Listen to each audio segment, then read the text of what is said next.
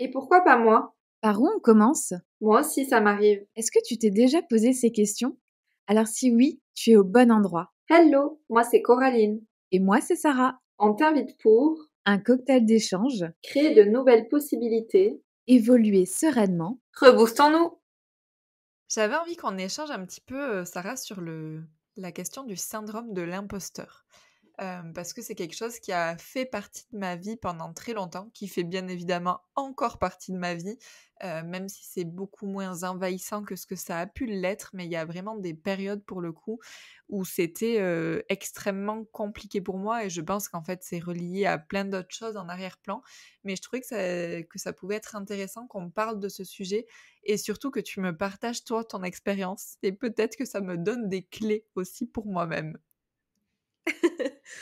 Alors je suis pas convaincue que je vais réussir à donner des clés incroyables. Je pense qu'on peut évoquer certaines pistes et que ça dépendra, de chaque personne.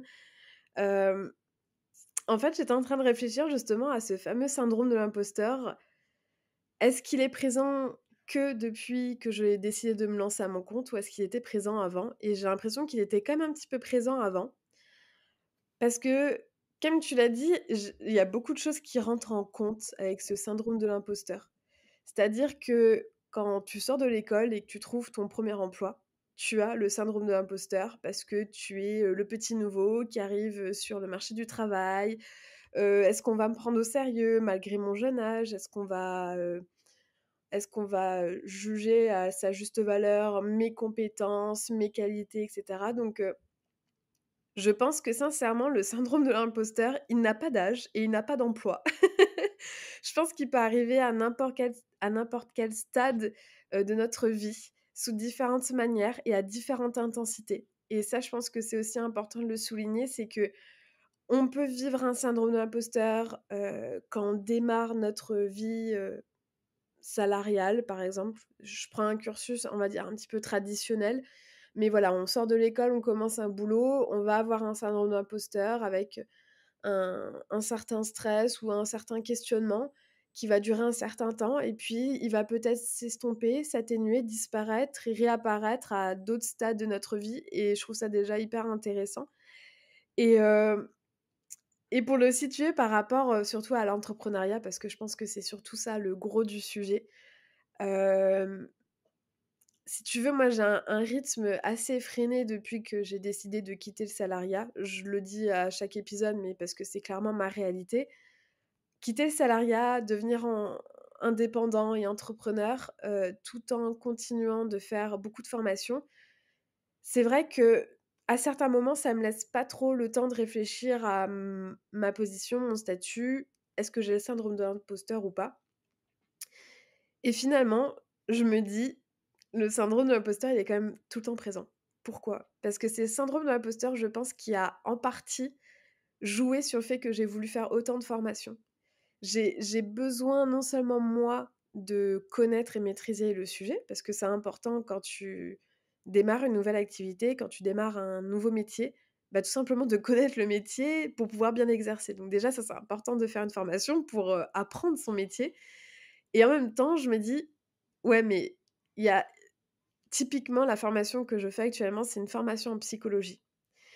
C'est une formation qui ne va pas me donner le titre de psychologue. Donc il faut vraiment partir de ça, parce que vous allez comprendre ce syndrome de l'imposteur. C'est-à-dire que pourquoi j'ai fait une formation en psychologie? Parce que j'ai des connaissances, mais elles n'ont jamais été reconnues à leur juste valeur et finalement, comment faire reconnaître des notions et des connaissances en psychologie n'ayant pas de titre, de diplôme, de certificat? Parce qu'en France, faut le dire, on ne jure que par les diplômes. On ne jure que par la validation d'une structure, d'un système, de l'état scolaire, enfin bon bref. Et bien ce syndrome de l'imposteur, il s'est présenté à ce moment-là. C'est-à-dire que j'avais des connaissances en psychologie, mais comment finalement les souligner dans, mon statut actuel? C'est-à-dire que là, mon métier, c'est d'être sophrologue et praticienne en hypnose transpersonnelle. J'ai fait des formations, j'ai le titre. Par contre, psychologue, il faut passer par la fac pour être psychologue. Je n'ai pas le temps, je n'ai pas, les finances, soyons très honnêtes. Je n'ai pas les finances et je n'ai pas le temps pour retourner à la fac pour être psychologue. Mais en même temps, j'avais envie qu'on valide mes compétences, mes acquis en psychologie et donc je me suis lancée dans une formation psychologie. Donc j'ai pris un raccourci juste pour au moins avoir quelqu'un parce que je suis, suivie par un professeur qui me suit tout le long de mon parcours, qui va, corriger mes devoirs parce que, j'en ai jamais parlé, mais au niveau de ma formation de psychologie, j'étudie des modules, des blocs de formation que je fais valider par un devoir qui est corrigé par un professeur qui m'a attribué.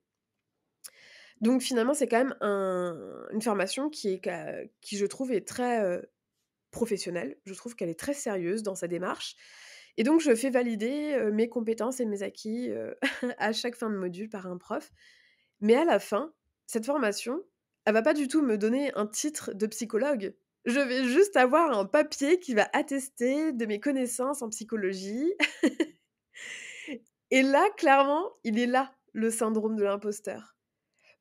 Parce que je veux faire reconnaître mes valeurs, mes connaissances en psychologie, je passe par une formation qui va attester de ces connaissances, mais qui finalement ne me dit même pas que je suis une psychologue parce que pour être psychologue, il faut seulement passer par la fac et donc finalement, j'apprends des choses que j'ai plus ou moins déjà apprises, pardon, juste pour essayer d'atténuer ce syndrome de l'imposteur en ayant un papier qui atteste de tout ça. Voilà.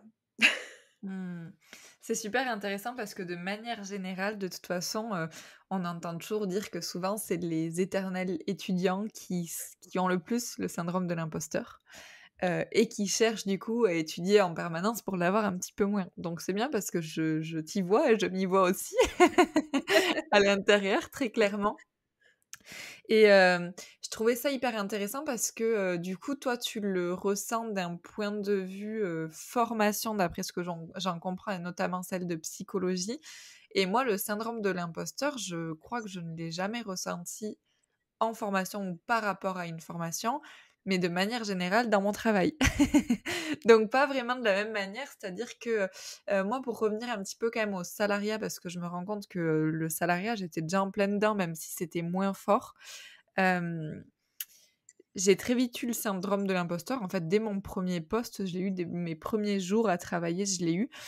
Je pense très certainement, comme tu le disais, pour un cumul de raisons et notamment le fait que, je me sois retrouvée sur des postes de direction alors que j'avais 20 ans et que je sortais de l'école et que donc, très jeune et donc, pour la majorité et pour la société, peu reconnu d'être sur un type, de poste comme ça à un âge, si jeune, d'une certaine manière, même si je m'estimais pas si jeune, même si je m'estimais avoir les épaules pour ça et suffisamment de maturité et ainsi de suite. Entre ce que tu penses et ce que, les gens te renvoient, forcément, il y a une différence et pour moi, du coup, ça vient toucher un autre point qui est fondamental et qui touche à la confiance en soi, en fait. Parce que, finalement, je pense que si à ce moment-là, j'avais eu suffisamment confiance en moi, j'aurais pas eu l'impact du regard des autres et donc j'aurais pas forcément eu ce syndrome de l'imposteur puisque moi je me sentais bien dans mes baskets sur ce poste en tant que tel, tu vois?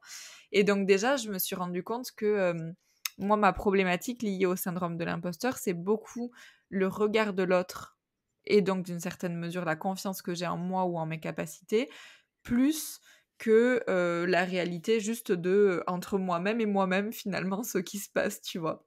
Donc ça a été vraiment la première expérience que j'ai eue en lien avec ça et qui a continué au fur et à mesure, des années en travaillant et qui s'est nettement amplifiée au moment où, je me suis mise à mon compte. Hem, je l'ai eu très, très fort. Déjà, je pense que là, il y a quand même les diplômes qui ont joué dans le sens où, que ce soit la sophro, la PNL et ainsi de suite, c'est des diplômes qui ne sont pas reconnus comme tu le disais. Donc, c'est pas tant le fait que le diplôme ne soit pas reconnu qui me posait problème, mais encore une fois, le regard que les gens avaient sur moi par rapport au fait que j'ai un diplôme qui n'est pas reconnu. Donc, j'ai vraiment senti qu'à chaque fois, c'était ce prisme-là en particulier, moi, qui était difficile pour moi. Et surtout, ça s'est, fortement accéléré quand j'ai commencé, réellement à, proposer des séances et ainsi de suite. En fait, à chaque fois que j'étais dans la séance, je me sentais bien, je voyais que la personne avait des bons résultats, je trouvais ça génial, j'avais pas le syndrome de l'imposteur et tout et puis 5 minutes après, je me disais: «Ah, peut-être que j'aurais pu faire ça en plus ou ça en plus, et peut-être que ça c'était pas assez ci et assez ça. Et là, bim, je repartais sur le syndrome de l'imposteur encore plus fort. Et il y a eu aussi beaucoup le phénomène de comparaison. J'ai commencé à regarder ce que les autres faisaient sur les réseaux sociaux dans notre secteur, hein, pour parler de notre secteur à nous. Et à partir du moment où j'ai commencé à regarder ça, je trouvais que les gens étaient géniaux, que à côté, je ne valais rien, que mon contenu n'était pas aussi beau, pas aussi bien, pas aussi intéressant, pas... Bref, tout ce qu'on peut avoir autour de ça. Et je me suis rendu compte qu'en fait, je me suis fondue dans ce syndrome de l'imposteur à partir du moment où j'ai été à mon compte. Voilà. Je te laisse rebondir si tu as envie sur quelques sujets, parce que j'ai abordé beaucoup de choses. Et ensuite, je parlerai peut-être de pourquoi aujourd'hui je ressens plus beaucoup ce syndrome de l'imposteur par rapport à toute l'histoire que j'ai eue avec ça. Ouais, trop bien. Franchement, ton retour d'expérience est juste incroyable et heu et ouais, il y a ces notions comme tu dis et ça, c'est vraiment, je pense, 3 gros points clés justement par rapport au syndrome de l'imposteur. C'est le regard de l'autre, son niveau de confiance en soi, effectivement la comparaison et tu as mis le doigt sur ces 3 points-là et qui m'ont touchée personnellement et mais aussi, tu vois? C'est-à-dire que quand tu te lances, effectivement, tu as tendance à avoir ces surtout le regard de l'autre et la comparaison. La confiance en soi, je pense que c'est entre guillemets «un petit peu indépendant» parce que c'est vraiment le regard qu'on porte sur Mmh. nous, nos capacités, comment qu'on sent dans notre corps, enfin bref, on pourrait même encore en faire un podcast. Mais c'est vrai que quand tu démarres, que tu quittes enfin même pas que tu quittes le salariat, non, parce que même dans le salariat, tu peux le rencontrer, mais c'est surtout quand tu es indépendant et que tu commences à te lancer, effectivement, tu as tendance à un te comparer à l'autre et 2 le regard de l'autre, comment qu'il se porte vers toi. La réalité aussi, c'est que tu fais rien dans ta vie si tu es toujours en train d'attendre, de voir ce que va penser l'autre, d'avoir peur du regard de l'autre, du jugement de l'autre et ainsi de suite. Donc je pense que de toute façon, on est obligé à un moment donné de s'en détacher, en tout cas si on a envie, d'évoluer, ça dépend de ce qu'on a envie de faire aussi dans notre vie. Et je pense qu'il y a les croyances qu'on se met derrière et qu'on fait sauter petit à petit de, la réalité, et je m'en rends bien compte. Sur les réseaux, il y a des personnes qui sont pas du tout diplômées d'État et qui défoncent tout et qui fonctionnent hyper bien et pour qui c'est fluide. Alors ça veut pas dire qu'il y a pas des moments de difficulté, mais en tout cas, il y a aussi plein de moments où c'est hyper fluide et ça fonctionne et les gens leur font confiance et ainsi de suite. Et pourquoi ils leur font confiance? Parce que ces gens-là, ils se positionnent comme des experts dans leur domaine et parce qu'ils osent prendre cette place-là, la place qu'ils doivent avoir. Contrairement, je pense, beaucoup à nous et à beaucoup d'autres personnes qui n'osent pas dire que tu es expert dans telle thématique, dans telle problématique, dans tel domaine et ainsi de suite, et qui préfèrent simplement rester dans leur petite case de « moi je suis sophrologue, salut, je fais la même chose que les sophrologues d'à côté et machin », parce que c'est plus simple et parce que c'est ce qu'on nous a appris, mais on va pas se mentir, je pense que la réalité elle est là. Et je pense que ça te parle puisque tu rigoles beaucoup. Ça me parle beaucoup, mais franchement, c'est un régal. Je te laisse continuer parce que oui, tu es en train de développer des choses, donc vas-y. Mais oui, je pense qu'il y a vraiment quelque chose, en tout cas, de cet ordre-là. En tout cas, moi, personnellement, je l'ai vécu et ça va aussi avec cette idée d'avoir besoin de rentrer dans des cases, que ce soit par un diplôme d'État, comme on le disait, ou par peu importe quoi.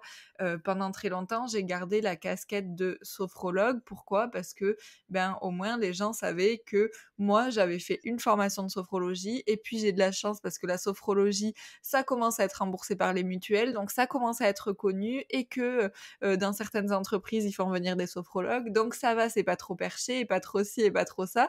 Et donc, je me suis un peu confortée là-dedans, tout en étant complètement inconfortable parce que ça ne correspondait absolument pas à ce que je voulais faire, ou en tout cas, c'était une micro-partie de ce que j'avais envie de faire.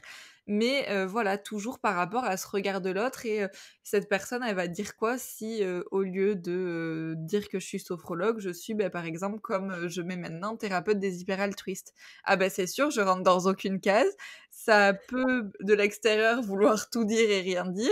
Je fais de la sophrologie, je fais de la PNL, je fais de l'hypnose, je fais des constellations familiales, je fais de l'énergétique, je fais tout à l'intérieur. Et en fait, du coup, bah, forcément, tu peux plus juste me cibler comme, voilà, médecin, hypnothérapeute, sophrologue, ci ou ça. Et je pense vraiment que la première problématique, en tout cas pour moi, en étant à mon compte, c'était ça. Et en même temps, je voyais bien que sur les réseaux, les personnes qui se positionnent, qui ont une place qui est très claire et qui sont définies comme experts, ils sont pas... rarement, je vois rarement une personne qui est sophrologue expert et qui a explosé sur les réseaux. Par contre, la personne, elle se dit comme étant mentor des personnes hyper angoissées, j'en sais rien, tu vois. Et celle-ci, elle va exploser. Ou la personne qui est... par exemple, coach pour les entrepreneurs engagés dans l'écologie, j'en sais rien. Elle va exploser pour sa cible à elle et ainsi de suite, tu vois. Et j'avais cette ambivalence entre punaise, mais en fait, je me rends bien compte que c'est ça qui fonctionne, c'est d'être toi réellement et ce que tu as envie d'être toi, avec bien évidemment toutes les formations que tu as eues, parce que c'est ce qui te permet aussi d'avoir cette légitimité à l'être. Et en même temps, ce besoin de devoir rentrer dans une case et donc de me dire, bah non, je reste sophrologue alors que je ne fais pas du tout ça en réalité dans ce que je donne, tu vois. Et je trouve que c'est hyper compliqué et qu'en fait, ça part fondamentalement de croyances. Alors, il y a les croyances de la société et il y a les croyances qu'on s'impose nous à nous-mêmes. Et moi, perso, j'étais plutôt dans les croyances que je m'impose moi à moi-même dans ce cadre-là, tu vois. Donc, je pense que voilà, ça, c'est à prendre en compte. Et finalement, moi, ce qui m'a beaucoup aidée, ça a été clairement de me faire accompagner. Je me rends compte de ça aujourd'hui, tu vois. Alors, j'ai sauté plein de croyances, de peurs et ainsi de suite, et on en a déjà parlé, on parlera de d'autres peurs dans les prochains épisodes aussi, que j'ai réussi à sauter toute seule ou en étant accompagnée au fur et à mesure. Mais par contre, le plus gros de ce truc-là, de ce syndrome de l'imposteur, de me dire mais je peux faire concrètement ce que je veux et je peux être experte dans ce que je fais moi, puisqu'il y a que moi qui le fais en fait à un moment donné, donc je suis forcément experte dans ce que je fais. Ça a été très compliqué à me le dire et il a fallu que je sois accompagnée pour réussir à passer ce cap-là et à me dire ok, je vais le faire, tu vois, concrètement. Ouais, c'est hyper intéressant et en fait, c'est drôle parce que, finalement, toi, ta clé, ta solution par rapport au syndrome de l'imposteur, je trouve, après tu me diras si je me trompe, hein, mais ça passe finalement par le regard de l'autre, ça passe par la validation de quelqu'un d'autre parce que tu te fais accompagner par quelqu'un qui est expert dans son domaine et qui va, un petit peu, tu sais, je vois ça comme les chevaliers de l'époque qui va un peu, c'est quoi? C'est t'adouber? J'espère que je suis pas en train de dire une connerie, mais je vois la personne qui t'a accompagné avec une grande épée Mmh. étant roi, et puis toi chevalière, et ben je te nomme thérapeute des, hyper altruistes. Et finalement, je trouve que ça passe quand même par la validation et le regard de l'autre. Tu un peu la validation d'un être supérieur, enfin, du moins que tu mets, au niveau supérieur en disant: «J'attends que cette personne me définisse dans une case, ça me va pas, ça me va, OK, tant mieux, allez, partons Mmh. là-dessus, je suis experte de ça». Et je trouve ça fou parce que on essaye de se chercher des solutions en disant: «Non, mais je vais briser ce regard de l'autre» et finalement, on en dépend toujours encore. Mmh. Je me mets dedans, hein. Je suis pas du tout là en train de pointer du doigt. Je me mets entièrement dedans quand je fais une séance et que je demande un retour. C'est exactement pareil. On dirait pas, mais c'est exactement pareil. On a l'impression qu'il y a pas de lien, mais si, il y en a un, c'est-à-dire que j'ai fait ma séance, j'ai donné tout ce que je pouvais et j'étais experte dans ma posture à ce moment-là. Par contre, j'aimerais quand même avoir un petit regard, tu as pensé quoi de la séance? C'était Mmh. comment? Comment tu l'as vécu? C'est quoi, comment ça a modifié des choses chez toi, des réflexions? Est-ce que tu as évolué? Et on est toujours dans ce regard de l'autre. Est-ce que mon travail a été à sa juste valeur? Est-ce que Mmh. j'ai répondu à tes attentes? Et du coup, est-ce que tu confirmes ma posture de thérapeute, de sophrologue, de praticienne en hypnose transpersonnelle dans ce que tu as vécu? Mmh.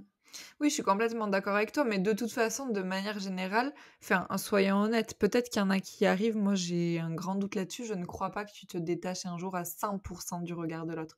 Ça n'arrive pas, tu auras toujours besoin de validation par moment, et c'est normal, et c'est aussi un soutien extérieur, et même si on peut être notre propre soutien, je pense que c'est important et d'ailleurs, c'est même pour moi inévitable ce besoin d'avoir le regard de l'extérieur parce que même au-delà de ça, des fois tu vas dans la bonne direction et des fois tu vas dans la mauvaise et si tu jamais Mmh. de retour en face, tu sais jamais où tu vas. Je pense que le regard que les autres portent sur toi est bon à partir du moment où il t'envahit pas et qui devient pas Ouais. problématique pour toi, qui te freine pas, tu vois. Quand pendant plus d'1 an, je reste sophrologue alors que j'ai d'autres formations à mon arc et que j'en parle quasiment pas, ou en tout cas j'en parle sans jamais me définir par elle ou par un truc plus global. Euh, Là, c'est parce que à ce moment-là, le regard de l'autre, il est envahissant pour moi, en fait. Et en plus, on parle du regard de l'autre. Est-ce que quelqu'un m'a dit quelque chose concrètement? Non. C'est le regard que je pense que l'autre va avoir sur moi, donc c'est ma propre croyance, qui fait que je suis pas en capacité d'aller plus loin. Là, c'est envahissant, là, c'est dérangeant et c'est problématique. Et je suis carrément d'accord avec toi quand tu dis, ben là, par exemple, quand tu te fais accompagner, du coup, tu as la validation quand même de quelqu'un d'autre qui te permet ça. Mais là, pour moi, c'est un levier parce que c'est source d'évolution. C'est celui qui va me permettre de me dire, OK, là, ça y est, je m'en détache et j'évolue. Au même titre, d'ailleurs, que de manière générale, nous, quand on accompagne les gens, souvent, on est ce levier-là. La personne a besoin d'un retour en face et de ce qu'on va lui proposer pour pouvoir évoluer. Et finalement, avec cet accompagnement formation que je fais, ben, c'est ce qu'elle est en train de me renvoyer. Elle me renvoie des choses en miroir et petit à petit, moi, je lève derrière certaines croyances, certaines peurs et tout que je peux avoir. Mmh. Non, mais c'est clair, c'est clair. Et du coup, c'est vrai que, bah, très clairement, comme tu dis, c'est toujours et puis de toute façon, à chaque fois, on en vient là, hein, c'est toujours une question d'équilibre. C'est ne pas avoir de syndrome de l'imposteur, je pense que ça te fait plonger dans, une croyance que tu réussis bien ton métier et que tu es dans les règles, alors que ça se trouve, c'est une personne qui est complètement déviante et ça peut donner justement des débordements, peut-être un peu sectaires, parce que tu es tellement dans ton monde que tu ne touches plus la réalité, que tu n'as plus les pieds sur terre et je pense que c'est aussi important de je sais pas si le point là, il est bien que je le mette à cet endroit-là, je sais pas si c'est vraiment bien que je l'aborde dans le syndrome de l'imposteur, mais je trouve que c'est important aussi de soulever ce point, parce que nos pratiques, elles sont, un peu pointées du doigt justement, qu'il peut y avoir des déviances sectaires et je pense que ça serait peut-être, pourquoi pas, intéressant qu'on en parle dans un épisode. Je pose ça là, vous nous dites en commentaire si ça vous intéresse ou pas.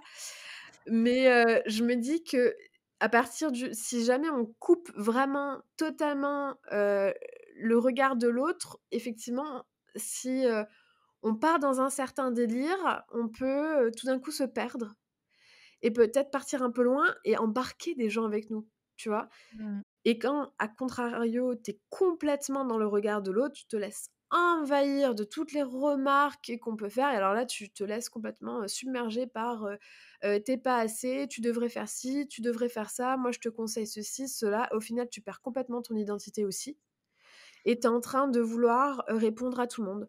«Ah oui, il faudrait que je sois médecin, oui, il faudrait que je fasse une formation en psychologie aussi. Il faudrait peut-être que je fasse aussi une formation en infirmière parce que comme ça, si jamais» voilà, sait-on jamais, hein.